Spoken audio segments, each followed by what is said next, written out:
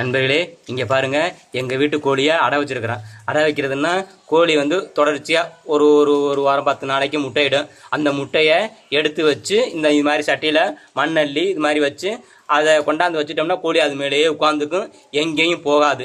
ஆமாம், இப்படியே தொடர்ந்து ஒரு 20 நாள் இருந்தால் தான் 22 நாள் கோழி அந்த முட்டை மேலேயே உட்காந்துருந்தால் தான் அந்த முட்டையிலேருந்து குஞ்சு உருவாகும். அதுக்காக தான் இப்போ கோழி வந்து அதுக்குள்ளே இந்த கோழி உள்ளுக்குள்ளே வந்து 9 முட்டை இருக்குது நண்பர்களே. உள்ளுக்குள்ளே இருக்குது.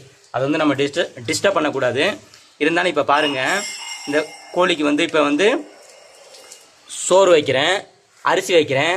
பாருங்களேன், அது எதுவுமே பண்ண மாட்டேங்குது, அதை கண்டுக்கவே மாட்டேங்குது. இங்கே பாருங்கள், இத்தனைக்கும் கோழி முழிச்சு தான் இருக்குது. இங்கே பாருங்கள், கோழி முழிச்சு இருக்குது.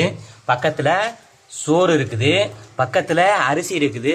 இந்த கொஞ்சம் தூரத்தில் நான் இருக்கிறேன். எதுவுமே அது கண்ணுக்கு தெரியலை.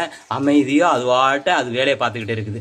அதாவது அதோடைய சிந்தனை, செயல், எண்ணம் எல்லாம் ஒன்று தான். அதாவது தாங்கிட்ட இருக்கிற முட்டையை வந்து சூடாக்கணும். அந்த சூட்டின் மூலம்தான் குஞ்சு வெளில வரும். அப்படி குஞ்சு பொரிக்கிறதுக்காக அமைதியாக அது வாட்ட உட்காந்துருக்கு. பாருங்களே, ஒரு நாளைக்கு காலைல ஒரு 8-9 மணிக்கு தான் வெளில போகும். 8 மணிக்கு 9 மணிக்கே போணுச்சுன்னா ஒரு 10 நிமிஷம் 15 நிமிஷம் தான் வெளில சுற்றி தெரியும். அப்புறம் ஃபுல்லாக இந்த முட்டை மேலே தான் ஏறி இப்படியே தான் உட்காந்துருக்கும்.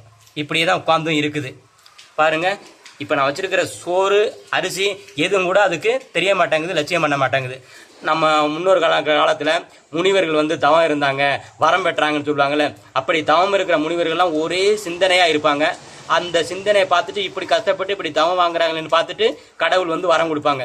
அது மாதிரி தான் பாருங்களேன், இந்த கோழி தனக்கு கீழே இருக்கிற முட்டைகளை குஞ்சாக்கணும்னு அப்படியே ஒரே எண்ணம், ஒரே சிந்தனையில் ஒரு தவம் மாதிரி தான் இருக்குது நண்பர்களே. உண்மையிலே இதுதான் நண்பர்களே தாய்மையுடைய மிகப்பெரிய உச்சம்னு நான் நினைக்கிறேன். நீங்கள் என்ன நினைக்கிறீங்க? பாருங்கள், எந்த இதுவும் அதோடைய எதுவுமே அதோடைய ஆக்டிவிட்டிஸ் எதுவுமே இல்லாமல் அது வாட்ட அமைதியாக இருக்குது. பார்த்தீங்களா?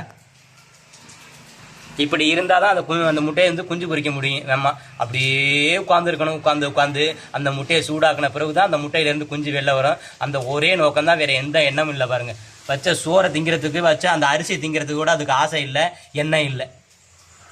இப்படி ஒரு தாய்மையை நீங்கள் பார்த்துருக்கீங்களா?